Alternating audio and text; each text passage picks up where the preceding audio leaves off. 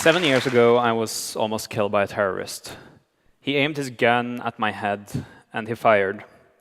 And for a split second, I thought that this was the end. I'd been alive for 20 years. It had been a short life, but it had been a good one.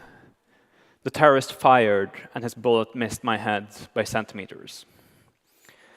Earlier that day, he had driven into Oslo, the capital of Norway, and he parked his car filled with a bomb he had built himself in front of the government headquarters. The blast there killed 8 people, and the buildings are still not rebuilt. Then he drove out to Utøya Island, where I was at summer camp with the Labour Youth Party. There he went on to kill 69 of my friends, bringing the total death toll to 77. This led to a lot of chaos, as you can understand. It was the largest terrorist attack in Norwegian history.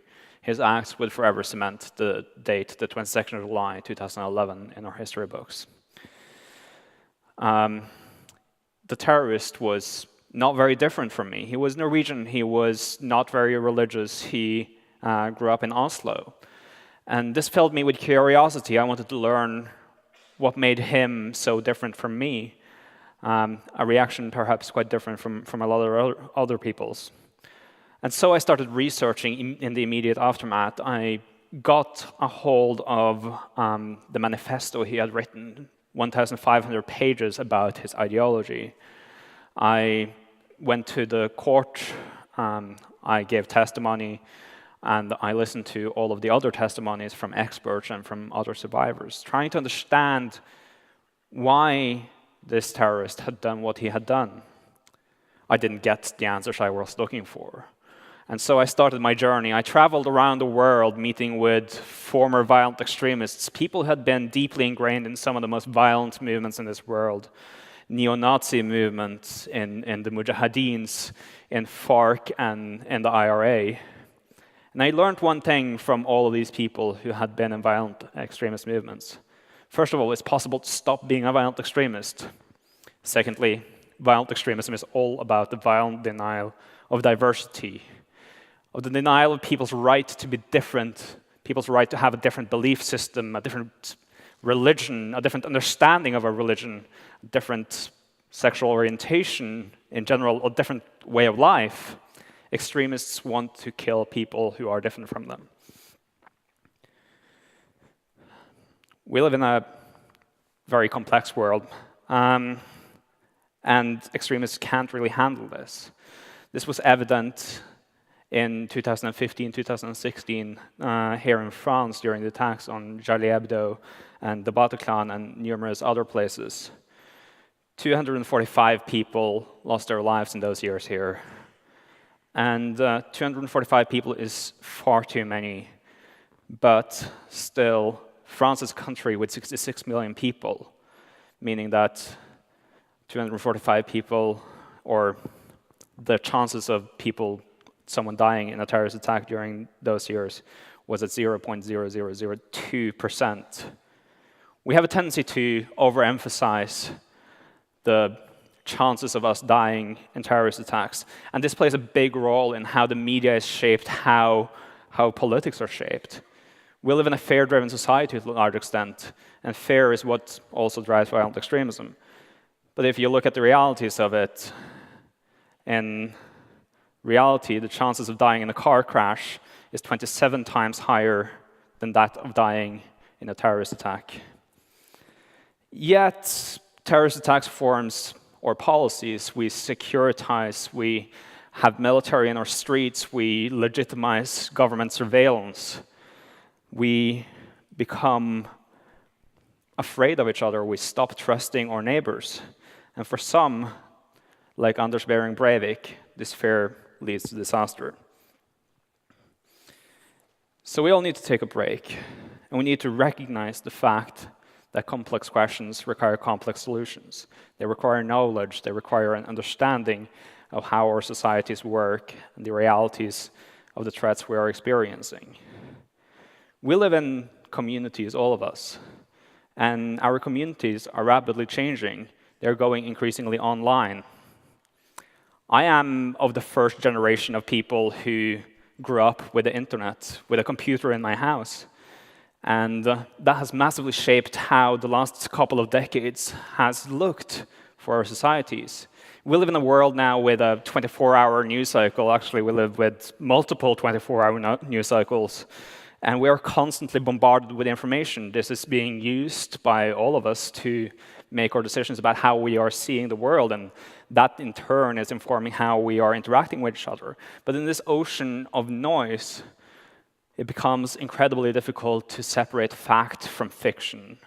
And in this ocean of noise, it also gets increasingly difficult to get heard. Now, one of the most important factors in de-radicalization, in moving back out of violent extremist movements, is for people to get heard. And we need to take a moment to sit down and realize what the worldview of someone we radically disagree with actually is.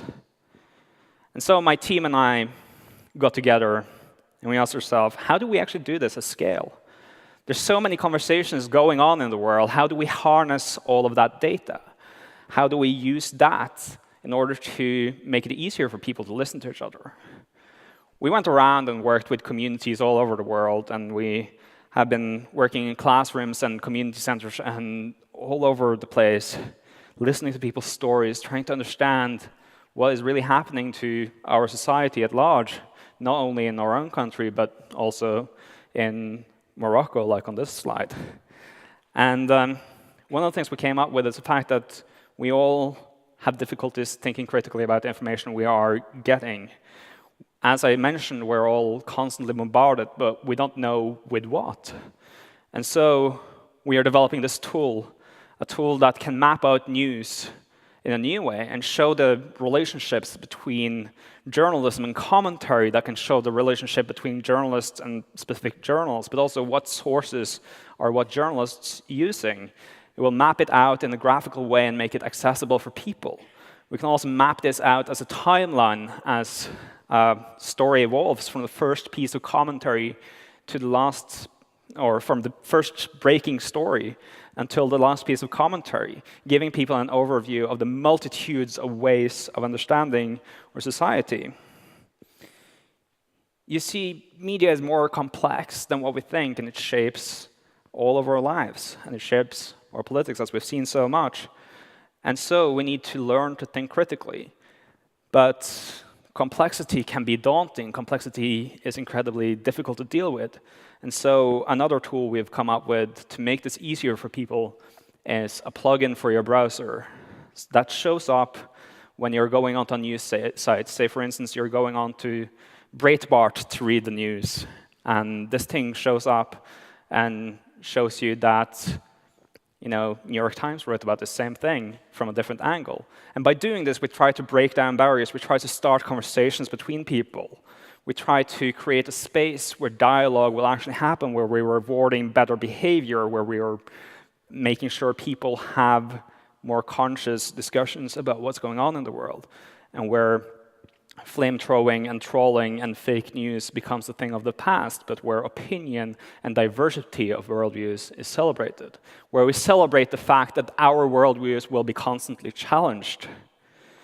This data is also incredibly powerful in that we can use it to understand how the world is changing, and we can understand what impact we are having on discourse. And so, in many ways, what we are doing is working to scale the work I started back in 2011 when I almost got killed by a terrorist and wanted to understand what I could do to make sure as few people as possible would have to go through something like that ever again, so that we could learn from each other, so that we'd see each other, so that we could see the strength in our diverse communities and grow as a society. Thank you all very much.